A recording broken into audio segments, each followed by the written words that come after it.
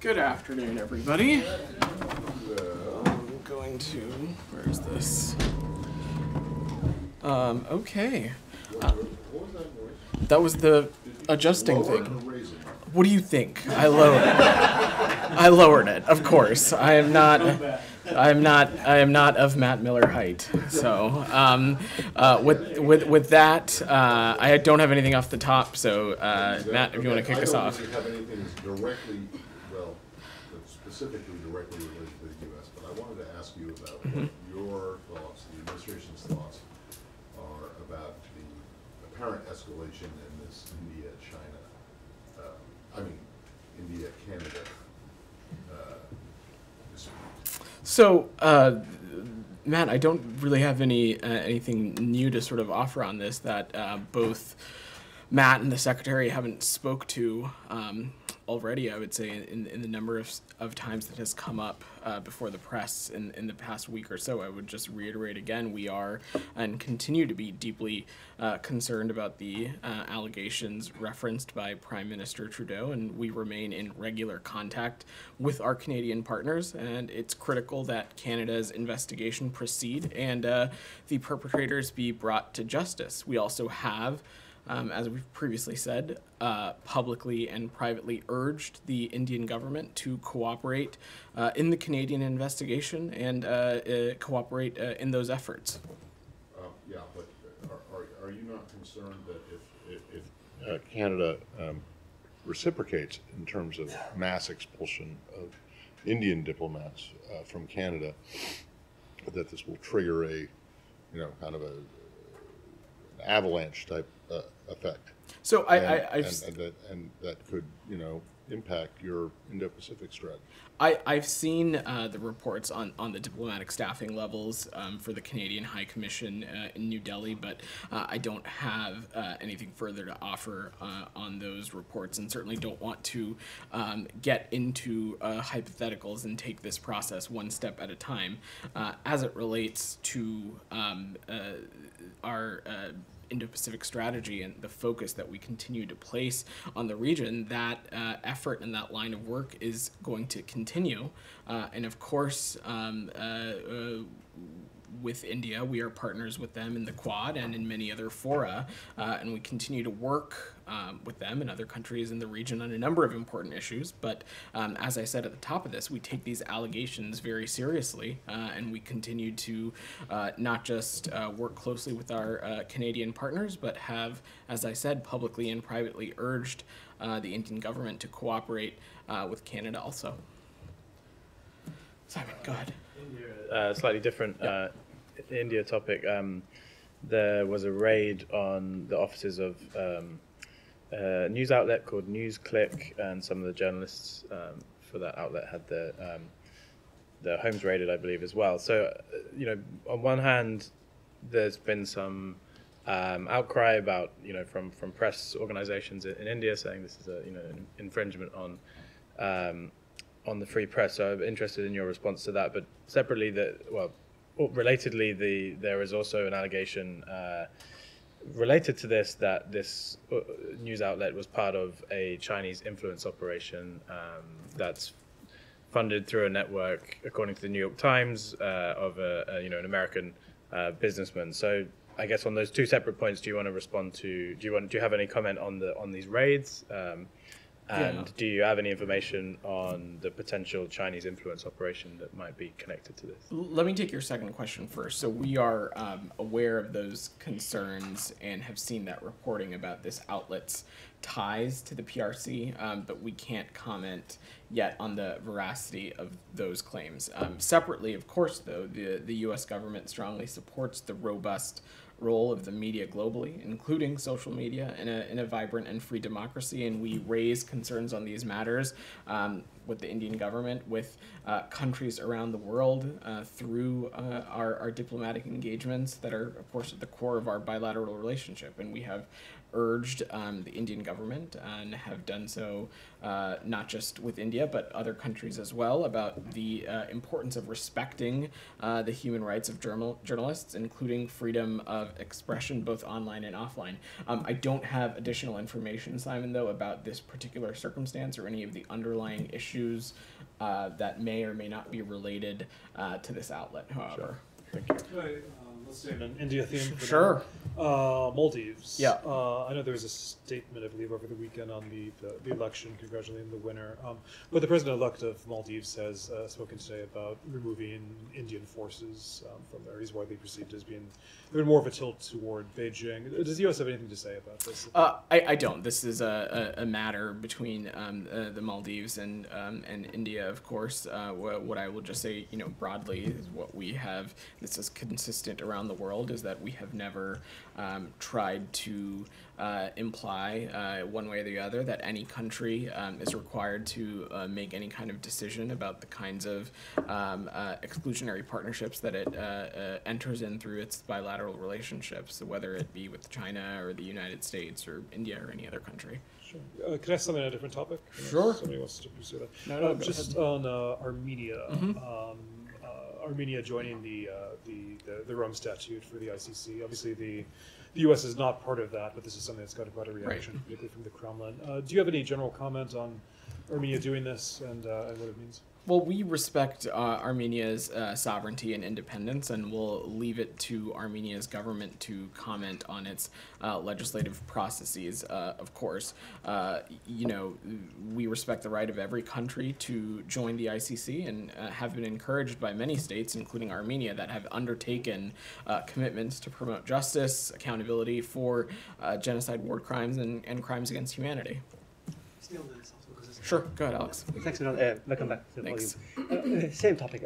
We have seen increasing rhetoric coming out of Russia, threatening Armenia for that very step that it has taken. Will the United States step up and defend Armenia against potential Russian aggression, whether directly through its army or through its proxy forces, like there are reports about Wagner being present? That is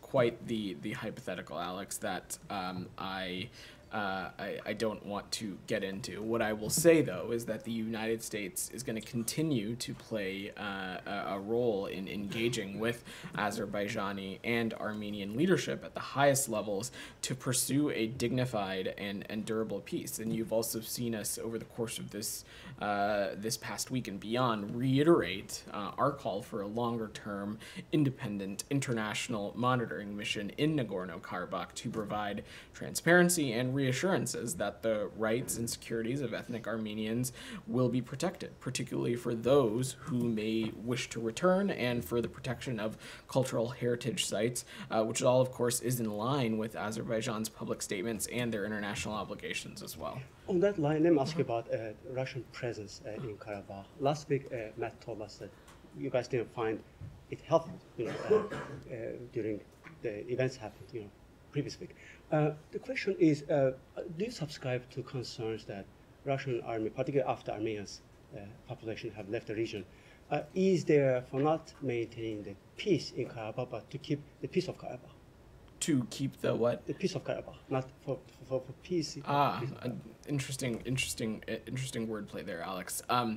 Again, I just don't want to speculate. I again would echo what Matt said. Of course, that that kind of presence continues to be concerning, but the United States is going to continue to remain focused on engaging with Azerbaijani and Armenian leadership on this, and doing whatever we can to continue to have a dignified and durable peace on this. Thank you. I have a Georgia. If you come back to me. I'll come back to you, Andrew. Go ahead. Yeah.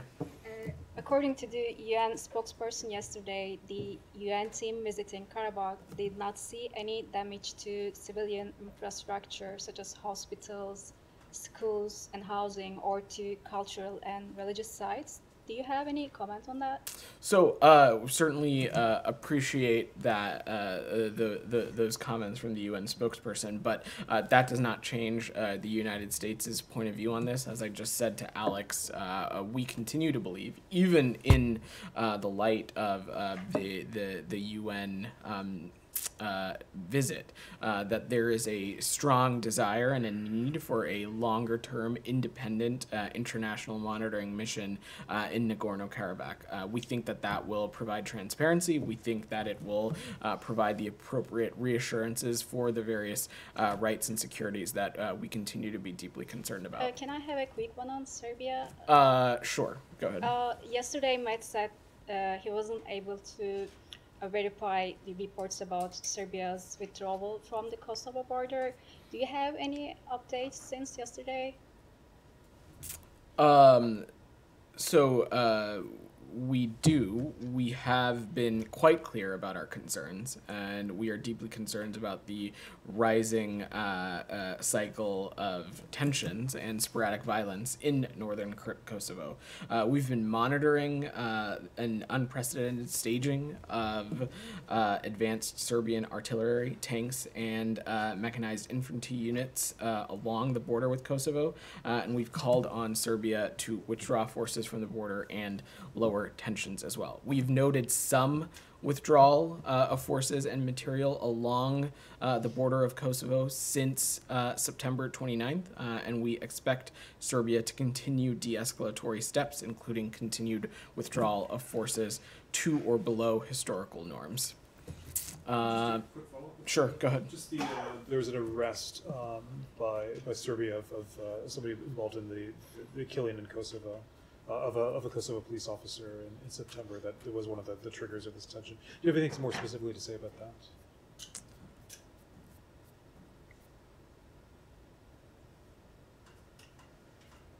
So we have seen those reports, Sean. We're not going to get ahead of the investigation, and as we've said, we know that the attack was well coordinated and planned, and everyone who was involved in planning and carrying out this attack must be brought to justice. Michelle, go ahead. Yeah, I have a couple of questions. First, on the normalization between Saudi Arabia and Israel, the White House announced on the weekend that there is a basic framework for the normalization. Can you elaborate on that? I'm not going to get ahead of this process, Michelle, so what I will just leave it at is that many of the key elements of a pathway towards normalization are now on the table, and there is broad understanding of those elements, which we're certainly not going to get into the specifics of these diplomatic engagements publicly. What I will also say is that this requires the specifics require an incredible amount of legwork, diplomacy, discipline, rigor, and all of the stakeholders being deeply engaged in this. I will note, though, we don't have a formal framework and we don't have the terms ready to be signed. There's still lots of work to do, and we're continuing to work that process. We believe, though, as part of our efforts to advance a more peaceful, secure, and prosperous and stable Middle East region, that continuing our support for full normalization with Israel and continue to talk to our regional partners about how more progress can be made, and that's what we're gonna continue to stay focused on. Well, yeah. Sorry, hold on. Wait, Yeah. hold on one second. You just said it requires an incredible amount of diplomacy, discipline, and rigor? Yes. Is that right? Yes. Is there another word in there that I missed? No, I think that's Is this it. a new phrase? No, it's just how we are describing Okay, who came up with that one? I'm curious. I'm gonna move on. Thank you, Matt. Can I follow up? Sure, I'll come to the side, then I'll come back to this side of the room. Go ahead. Yeah. Very issue. Although Matt's question is really very important. Rigor, does that mean like, ongoing, non-stopping kind of an effort, the full steam ahead? Is that what it means? The point that I'm making, Saeed, is that this is an incredibly mounting task in front of us. One that we think, as the Secretary has said recently, could be transformative for the region. One that we, of course, are continuing to be deeply engaged on and work towards as well. I just don't want to get ahead of that process. Okay, so on this very point, Yeah. Both the former ambassador to Israel, Martin Indyk, and the former Jordanian ambassador to the UN, Raed Zaid al-Hussein, wrote an article, lengthy article in Foreign Affairs, says what a Saudi-Israeli deal could mean for the Palestinians, and they're warning you, saying that the real aim of the judicial reform and so on it's a ploy that they want to basically form, have an Israeli state from the river to the sea. That is the aim of the right wing. That's what they're saying, the right-wing government of Israel currently. And they're suggesting to you that whatever you want on the Palestinian issue, they list the three components, which is the whatever defense pact and the nuclear issue and so on. But on the Palestinian issue, that you must extract that before you go ahead with any kind of normalization effort. Do you have any comment on this? Do you feel that something must be, sort of gotten from the Israelis, cast in concrete before moving ahead with any normalization? Said, a normalization agreement between Israel and Saudi Arabia will and should include a serious component dealing with the fundamental issues between Israelis and Palestinians. But as I said in answering Michelle's question, I don't want to get ahead of the process or what that might look like. This is an effort that is ongoing. Again, as the Secretary said, we believe that reaching a normalization agreement between Israel and Saudi Arabia could be transformative for the region. But much work continues to lie ahead. Work, as Matt says, or points out that we said will require discipline and rigor and a continued engagement of diplomacy. And so I will let that process play out. Can I just make a suggestion? Sure. I probably shouldn't do this, but if you're going to come up with a phrase like that, say diplomacy, discipline, and rigor, maybe you should try for the alliterative diplomacy, discipline, and determination. Right? Thank you. I will take it. Yeah? I don't think So anybody you was take trying that back to. to your people who were I don't writing think this. anybody's trying to come up with a new phrase. We're just talking about the important work that we have The ahead. 3 Ds. Go ahead, Said. So just to follow up, Yeah. I mean, going back to the Arab Peace Initiative of 2002, Uh-huh. it really is a normalization plan, but it is predicated on the creation of Palestinian states. So what is the difference between this, step-by-step kind of normalization and that one that was really, really grandiose? It was, for all the Arab and Muslim countries to recognize Israel, have wonderful relations and so on the premise that there is a Palestinian state at the end. And that's what you keep saying. You keep saying that you are committed to the two-state solution. So what is the difference? Said, we are committed to a two-state solution. We've been very clear about that. But on the subject of this, I don't know how many different ways I can say it. So I will just be very blunt. There's still lots of work to do ahead, and we're working through it. And we'll have more to share and talk about as this progress on this proceeds. Can I follow up on this too? Let What me- changed from Sunday when Kirby said that there is a framework, basic framework to today? You'll have to speak with the White House on what they were referring to. What I will just say again is that this is a process that is in front of us. We're continuing to work through that. We don't have a formal framework, but the key elements of a pathway, of course, have been on the table, and that's something that we're continuing to work towards. Geeta, go ahead. Thank you. Ali Khamenei, the leader of the Islamic Republic in Iran, doesn't seem to agree with the Biden administration's view of expanding the Abraham Accords. He actually has said that the Arab countries are gambling those who want to sign on, and that they're, quote, betting on a losing horse. Any comments?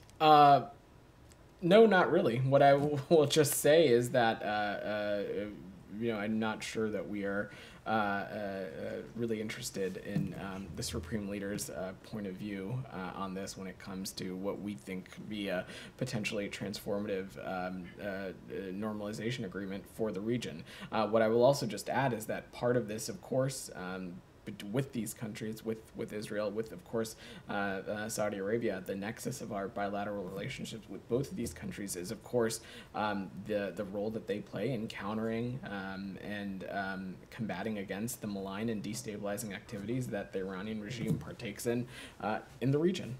So, Olivia, go ahead. Mine is a separate topic. Yeah, anything else on the region before we move away? The region, right, Egypt, sorry Okay, about that. sorry, I promise we'll get to you. No worries. Senator Ben Cardin pledged to block the release of $235 million in military aid to Egypt unless the country made the progress on releasing political prisoners and improving the human rights there. Do you support his view? We're continuing to work and consult closely with Congress and the Egyptian government on providing the foreign military financing package announced by the Secretary that advances our shared vision for a secure and prosperous region while ensuring that tangible progress on human rights continues to be made in Egypt. I'm not going to get ahead of that process. And one more, President Sisi confirmed that he will run for re-election next December. Do you have any comment on that? That is an internal domestic matter for Egypt. Thanks. Gita, and then we'll close out.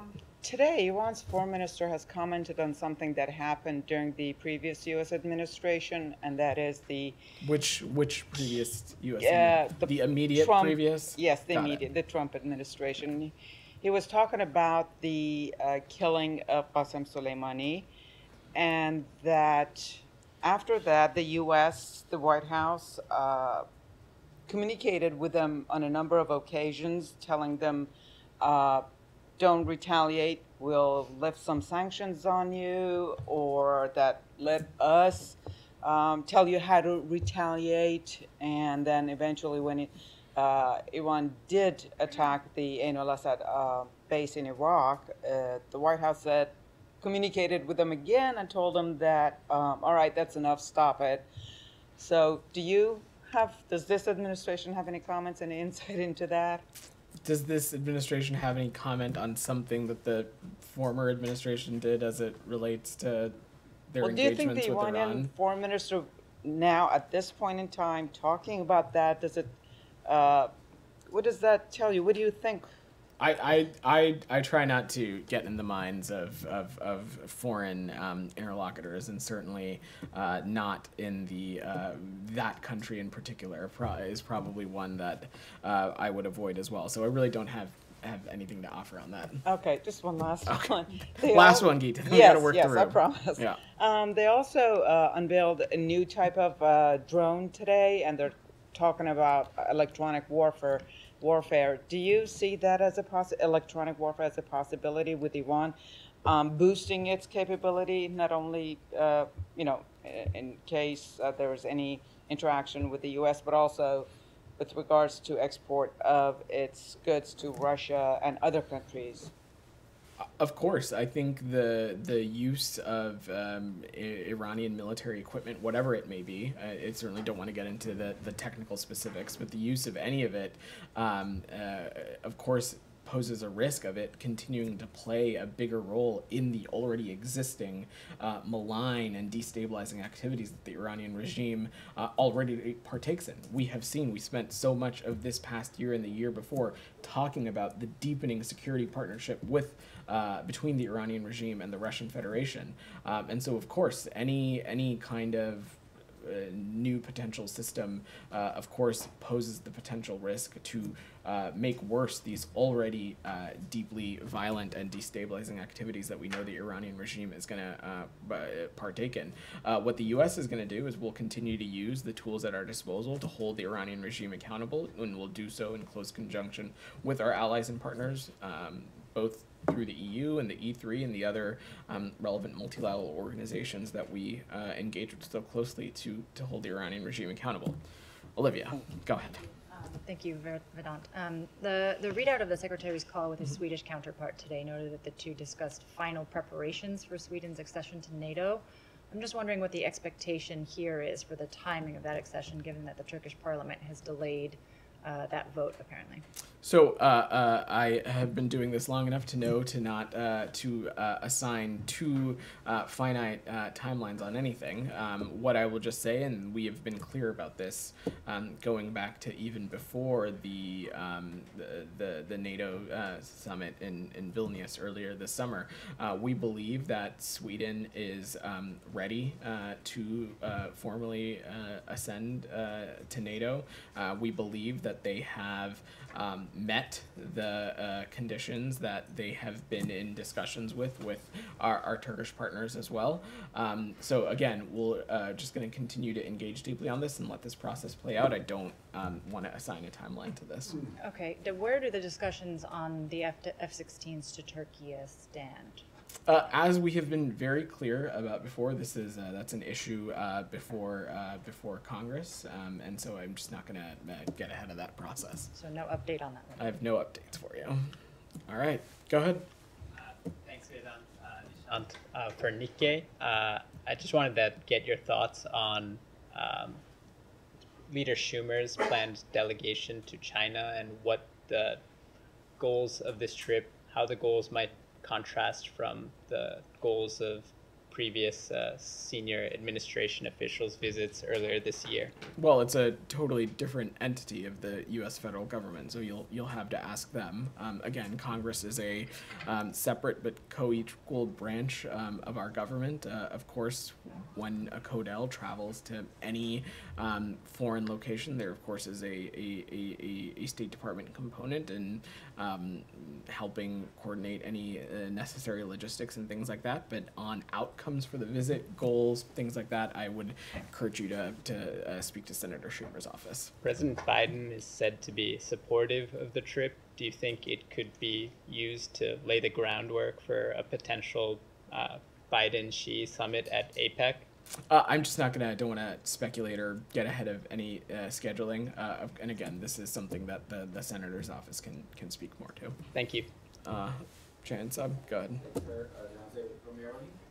You just spoke in detail about India-Canada tensions, but what is U.S. position on the Khalistan issue? Because there are thousands of Sikhs living in United States, and there is a U.S.-based advocacy group, Sikhs for Justice, managing the Khalistan referendum. So is it any policy on that, or is it just a matter of free speech? So we're not going to comment on the unofficial referendum.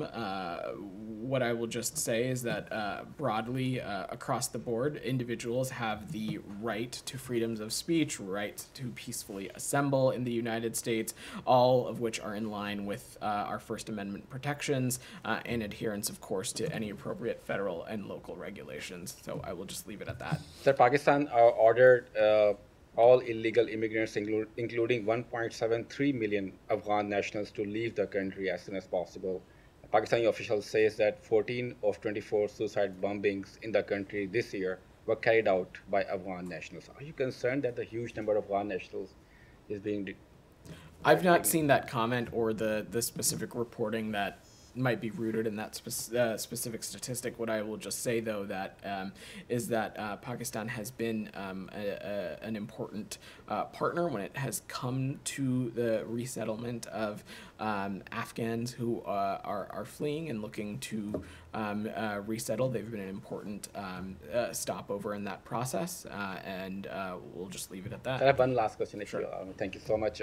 So in the House Foreign Affairs Committee last week, the chairman of the committee, McCall, said that the Biden administration officials attempting to downplay the Taliban's terrorist ties in an effort to exclude them from an updated authorized use of military force, AUMF. Would you like to respond on that? There is nobody in this administration that is attempting to downplay the Taliban and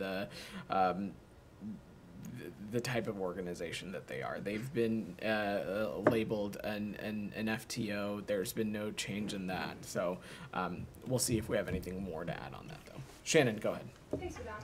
I'd like to ask about the case of Elizabeth Polanco de los Santos. She's a 21-year-old college student studying in New York, and she apparently transited through Dubai and was sentenced to a year in jail after being accused of assaulting and insulting airport staff in the country. Is the State Department providing any assistance or working to bring her home? So we are aware of the sentencing of this U.S. citizen in Dubai, and we take seriously our commitment to assist U.S. citizens abroad and are providing all appropriate consular assistance. The department is in communication with her and her family, and we're going to continue to monitor her case and be involved. One follow-up, some independent groups are calling for the State Department to issue increased warnings for American travelers who might want to visit the UAE. because of detentions like this one and some other high-profile cases.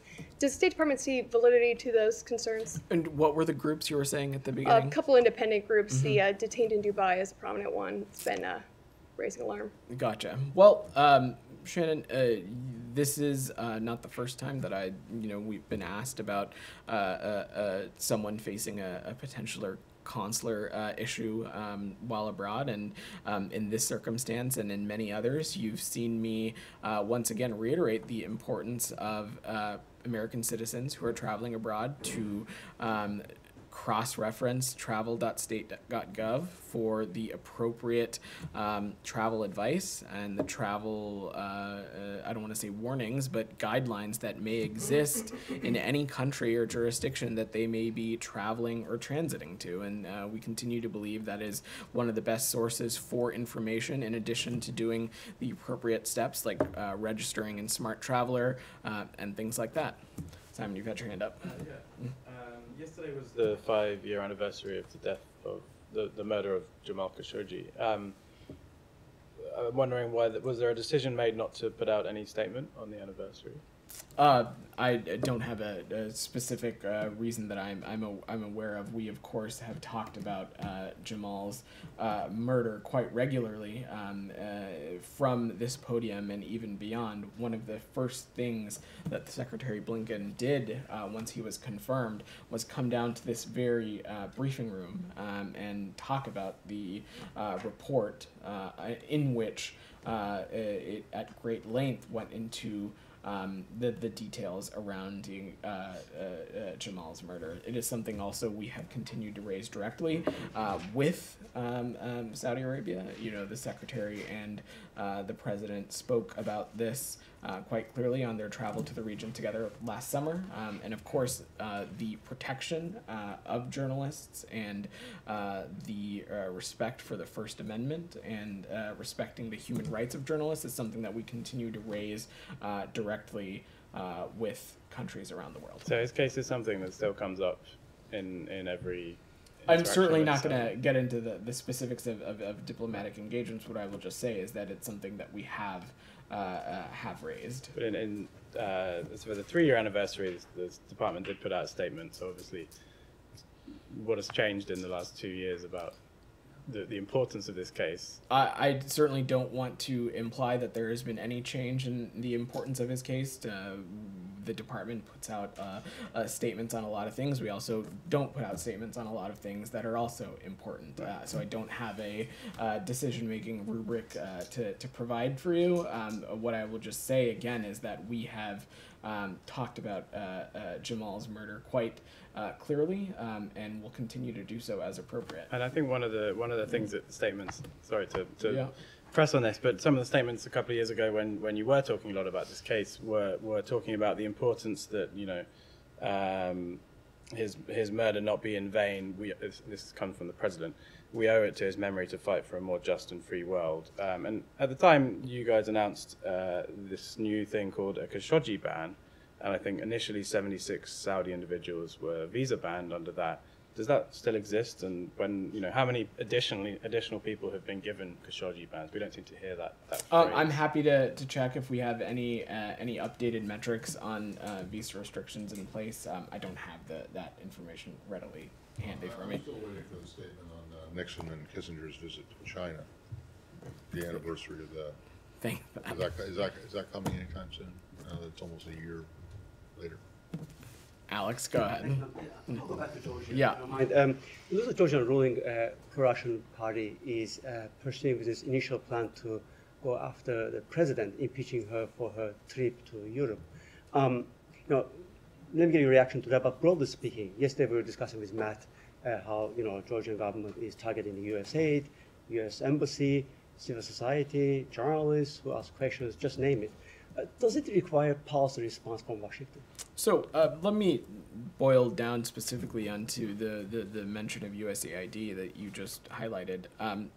Our embassy in Tbilisi put out a very clear statement about this, and which I'll just reiterate here, in that allegations against one of our assistant projects are false and are fundamentally mischaracterize the goals of our assistance to Georgia. As always, our assistance is transparent, and we will continue to support Georgian organizations that work to secure fundamental rights provided by the Georgian Constitution and Georgia's international commitments and obligations. And anything on the impeachment of the president, that they just started the process at the Constitutional Court?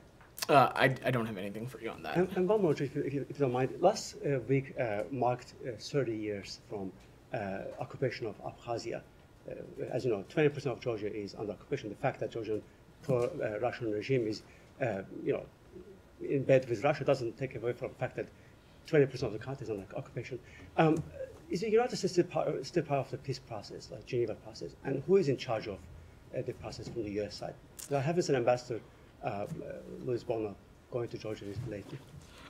Alex, let me broaden the aperture a little bit. The Russian-occupied regions are integral parts of Georgia, and we fully support Georgia's independence, sovereignty, and territorial integrity within its internationally recognized border. I will also note, Alex, that we continue to partner with the people of Georgia as they pursue a democratic, prosperous, peaceful, and Euro-Atlantic future, and we urge the Georgian government to implement the necessary reforms to acquire EU candidate status, and we stand ready to assist the government in doing so.